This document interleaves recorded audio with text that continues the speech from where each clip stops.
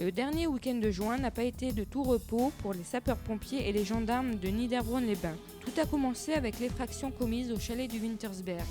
Vers 1h du matin, l'alarme du chalet s'est déclenchée, alertant la gendarmerie. Mais de nombreux dégâts avaient été faits. Portes d'entrée défoncées, volets coupés à la hache, rambardes arrachées. Puis c'est au tour des pompiers d'intervenir avec l'incendie d'un local poubelle rue Épingé à Niederbronn. Ce feu qui a fait quelques dégâts a rapidement été maîtrisé. Un autre incendie s'est déclaré, incendie probablement dû à un autre acte de malveillance à la maison Ritt au Arenberg. Le chalet, qui n'était heureusement pas habité, s'est totalement embrasé malgré l'intervention des sapeurs-pompiers. Doit-on y voir quelques signes d'insécurité ?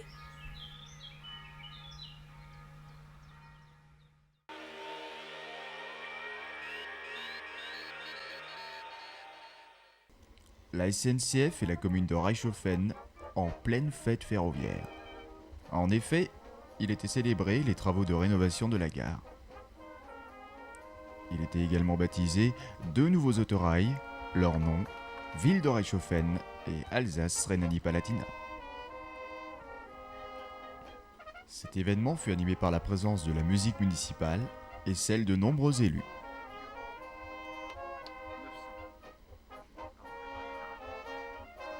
Ces derniers n'ont pas manqué de rappeler les liens amicaux qui unissent la France et l'Allemagne.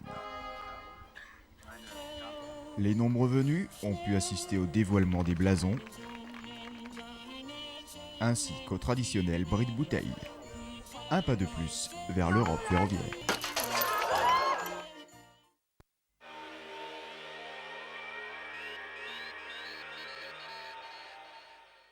Il était une fois en hiver 93, on s'est promené sur les hauteurs d'Oberbronn et je racontais la légende qui disait les sorcières qui faisaient un pont entre côté Oberbronn et côté massif du Wintersberg qui s'assemblaient comme ça à certains soirs d'été. Et on rigolait bien et derrière un enfant disait tiens le maître d'école nous a appris que dans le temps, on brûlait les sorcières sur le bûcher. Alors là, à ce moment précis, on ne savait pas encore quelle importance allait prendre cette sorcière, puisque c'était une première pour nous aussi, le feu de la Saint-Jean. Donc, de fil en aiguille, le fruit de notre imagination collective, ça a donné ça. Une sorcière qu'on a mis tous les ans chez Fleur Nicolas, qui nous a gardés très gentiment les 15 derniers jours, pour pas qu'elle s'en aille bien sûr. Et parfois ça s'est passé comme ça. Elle suit donc ces 9 grandes sœurs qui ont passé elles aussi sur le bûcher. Et elle se fera une joie de présider donc la soirée le samedi soir, avant justement de rejoindre les grandes sœurs passées.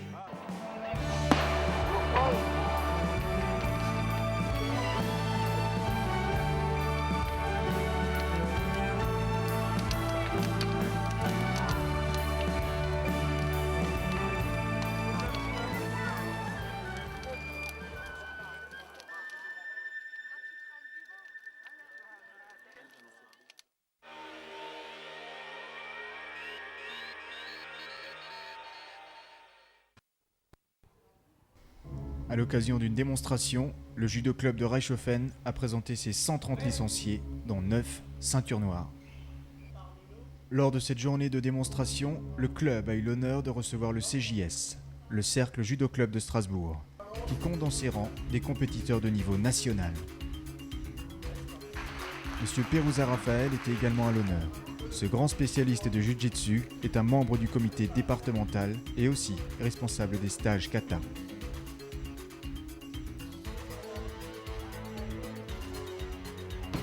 Ce sont des jeunes judokas qui ont présenté un programme technique qu'ils ont travaillé durant toute la saison et qui les a fait monter sur la plus haute marche du podium en championnat du Bas-Rhin de cette année.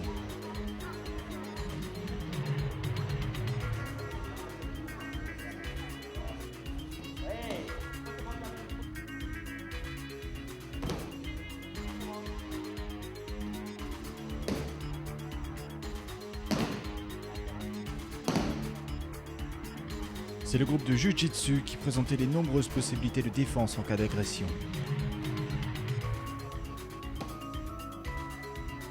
différents étranglements, coups de pied et coups de poing.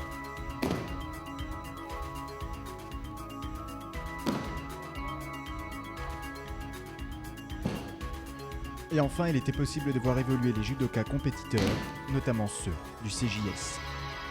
Et bien sûr, les photos de famille. Vous êtes des stars, hein?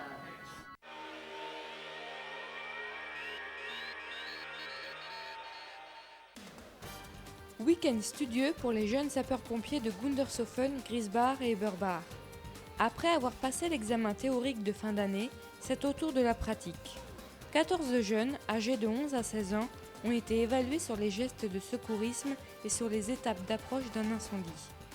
On retrouvait dans les critères de notation la présentation de l'équipe, l'attitude générale, les branchements de lance sur raccord et bien entendu l'attaque du feu. La motivation de ces jeunes ? Poursuivre dans le service actif et aider les autres. À 16 ans, ils obtiennent leur brevet et après 2 années de stage, ils pourront devenir professionnels.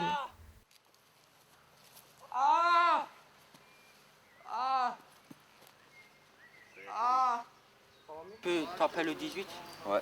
Tu leur dis que je suis en présence d'une victime qui s'est mis un tournevis dans l'abdomen, qui a mis les jambes à l'équerre. Et il y a déjà un secouriste sur place. Je vais envoyer le nécessaire. Merci, au revoir. Gardien sur place. Sûr? Ouais.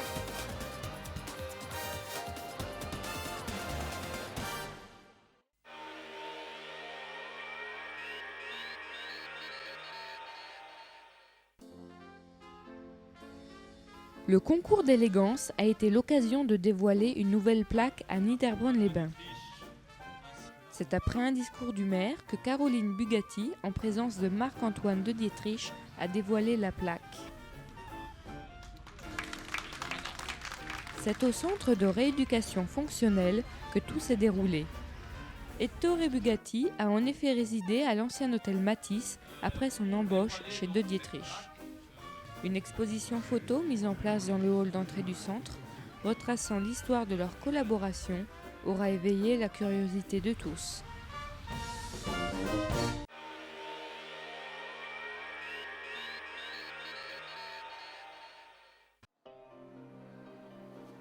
La mairie de Reichshofen a accueilli une conférence sur les méfaits de l'alcool.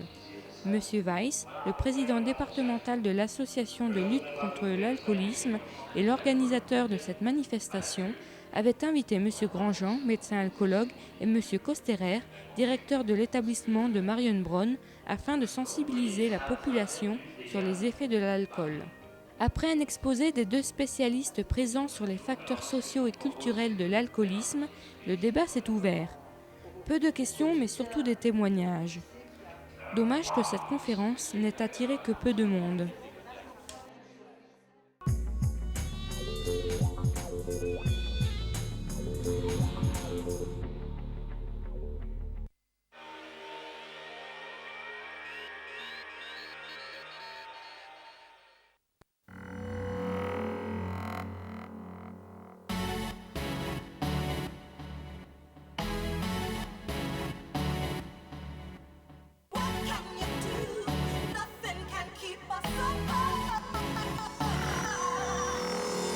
Je m'appelle Pfeiffer Joel, je suis président du club WW Tuning Club, ce qui veut dire Real World Tuning Club.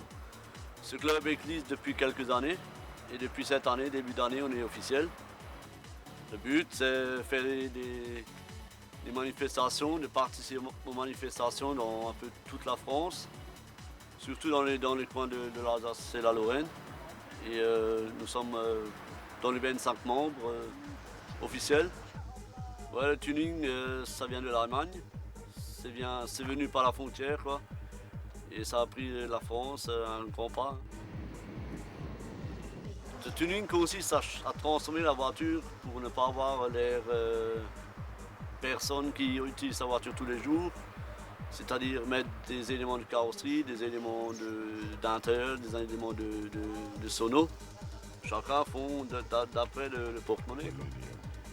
Et moi je trouve ça a plus de mérite si on va faire soi-même la voiture que disons on va dans un garage, on la rapporte les sous et vous lui dites ouais je veux cette couleur, ce kit, ces jantes et après dans 3 ou 4 semaines on cherche la voiture finie. Moi je trouve ça c'est professionnel. Première modification sur les véhicules, c'est-à-dire c'est les jantes, après c'est rabaissement, et après ça suit, un kit et le reste. Faut changer déjà l'esthétique de la voiture.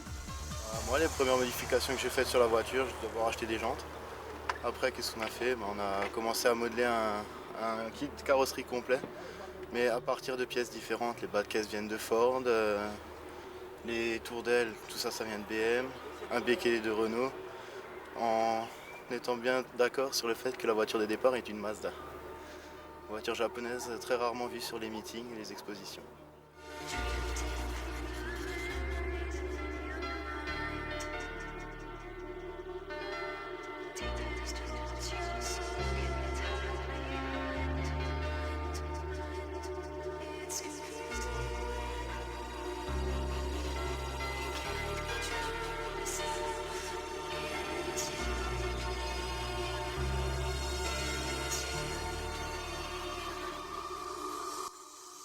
Au niveau de l'intérieur, j'ai modifié pas mal de choses aussi.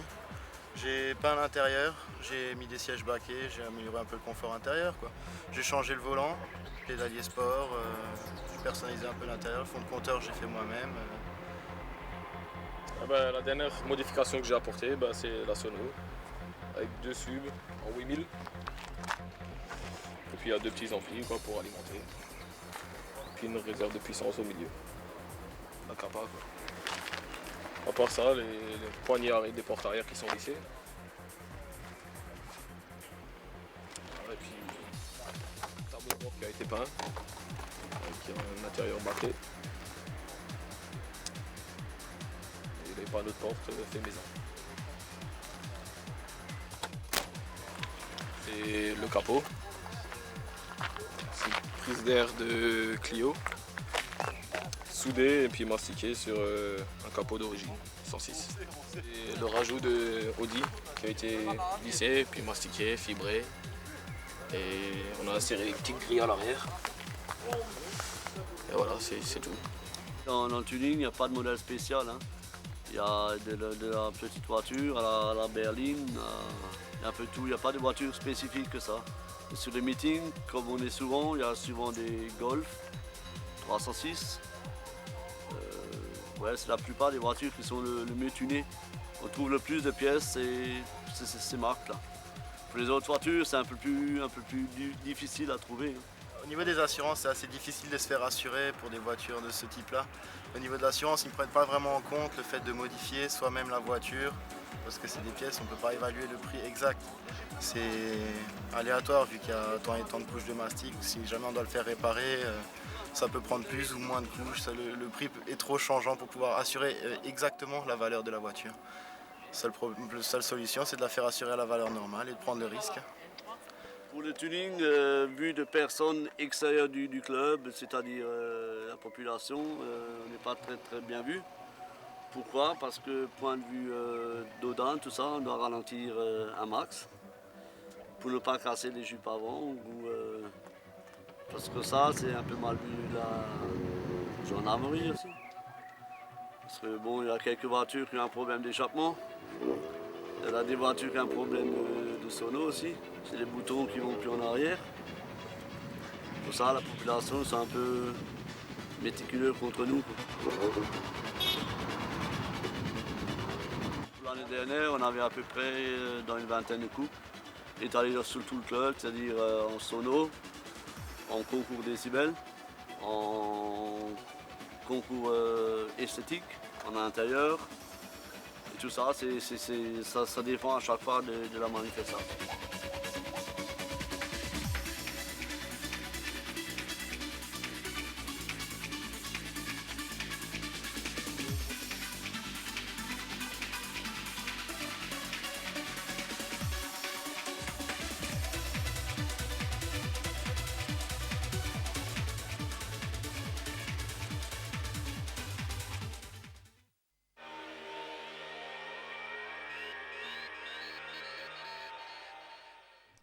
Bonjour, aujourd'hui je vais vous présenter une recette de marbré de filet de bœuf au poivre vert en carpaccio.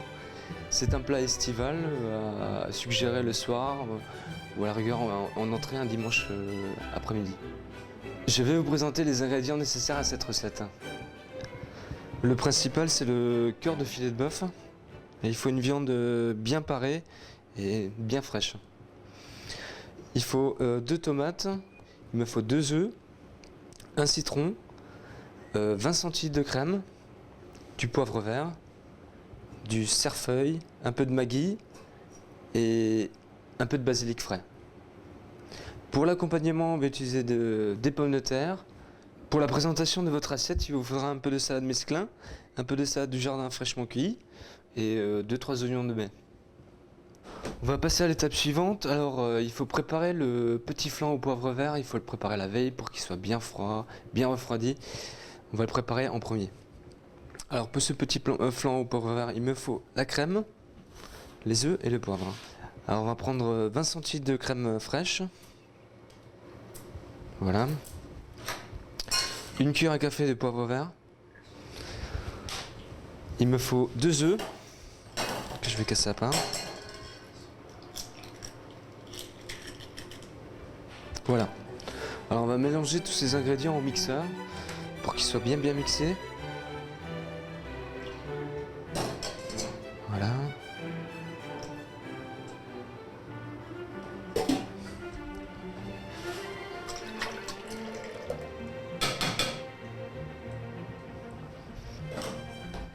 Une petite pincée de sel.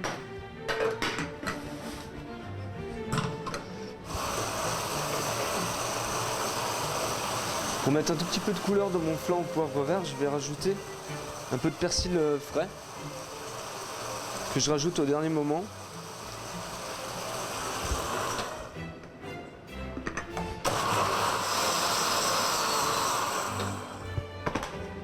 Voilà. On va le passer pour enlever éventuellement un petit peu les morceaux de persil qui restent ou les morceaux de poivre vert pour que l'appareil soit bien fin.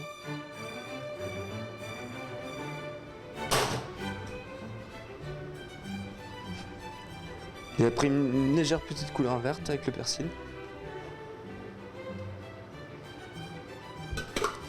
Voilà. On va voir la couleur légèrement vert. On va préparer des petits moules à ramequin tout simples, moules à crème caramel ou tout le monde a chez soi, qu'on va beurrer.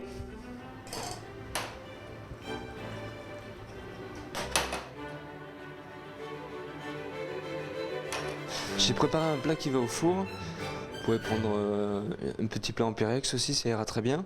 Mes moules beurrés, je vais verser mon appareil dedans.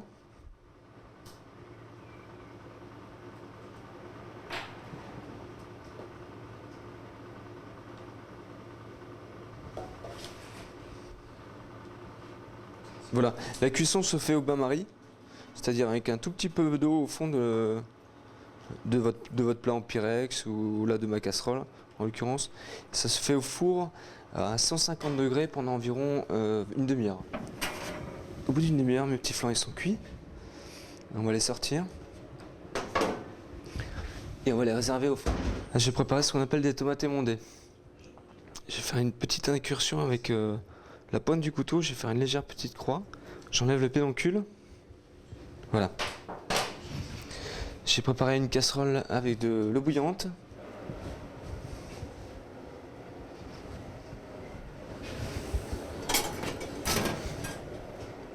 Et j'ai plongé mes tomates 5 secondes dedans. Pas plus longtemps. Voilà. Normalement, la peau de la tomate se retire automatiquement.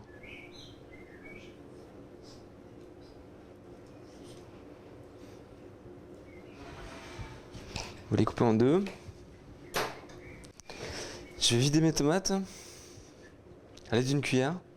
Je sors uniquement rien que le cœur de la tomate. Voilà.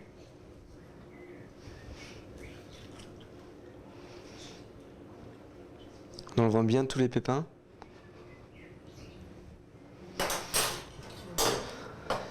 Ok, mes tomates sont vidées. Je vais les couper en petits dés.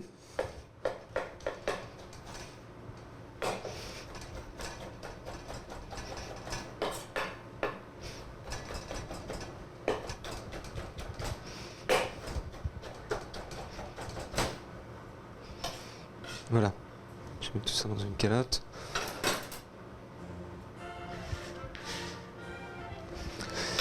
J'ai préparé ma vinaigrette avec de l'huile d'olive. Il me faut, pour 4 personnes, il me faut 3 grosses cuillères d'huile d'olive.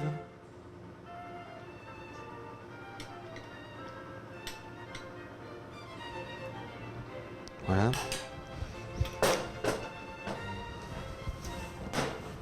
Une cuillère de vinaigre balsamique.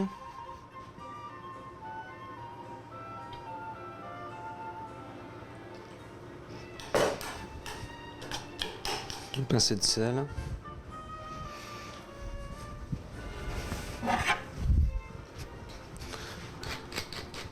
Un peu de poivre. Voilà. Et je vais rajouter les herbes fraîches. Bien hachées.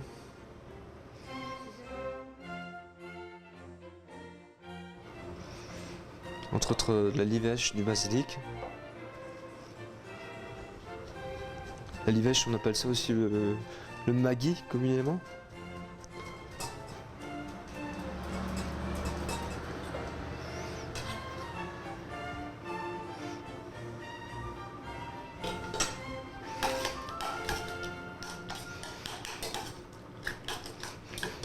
Un petit peu la couleur que ça prend. C'est vert, c'est rouge, il y a un petit peu toutes les couleurs. Ok, j'ai préparé maintenant le cœur de filet de bœuf. Il faudra l'assaisonner et mettre du jus de citron. C'est pour ça que j'ai pris un citron. Il me faut un citron pressé.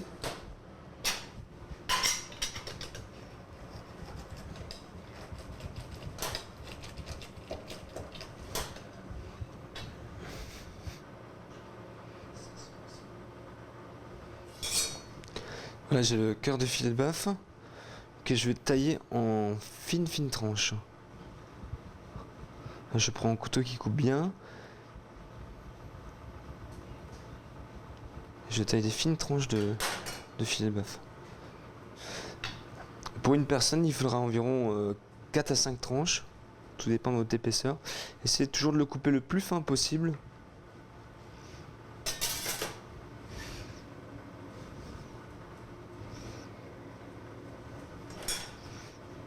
Pour arriver à mieux le découper, il faut carrément peut-être le mettre une petite demi-heure au congélateur. Comme ça la viande elle est bien dure et on aura mieux à le découper. Je vais verser un tout petit peu de citron. Le salé. Alors le flanc est démoulé.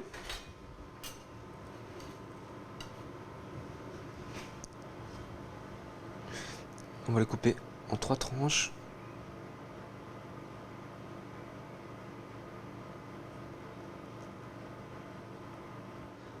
Mon bœuf a cuit légèrement avec le citron.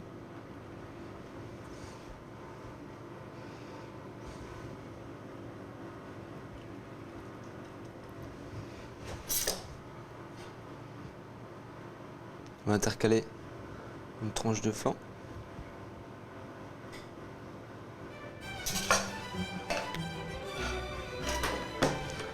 On va prendre l'oignon de mai, le couper en quartiers, grossièrement, le saler un petit peu,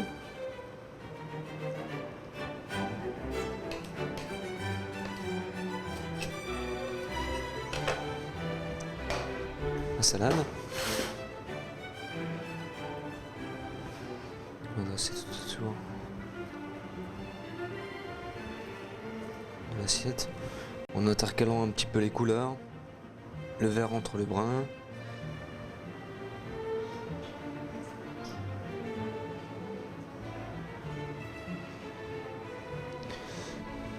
Les quartiers d'oignon de mai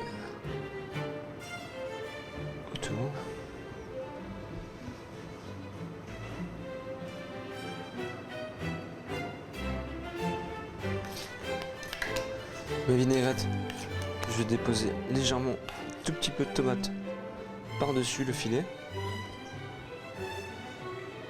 Donc, un tout petit peu de vinaigrette sur le filet. Assaisonner un tout petit peu ma salade, mes oignons. On va terminer un petit peu la déco avec le reste d'herbe. Alors là, c'est un petit peu comme vous voulez. L'essentiel, c'est que ça soit joli à l'œil. Intercaler un petit peu les couleurs. Voici un plat d'été et j'espère qu'il vous plaira. Bon appétit, bien sûr.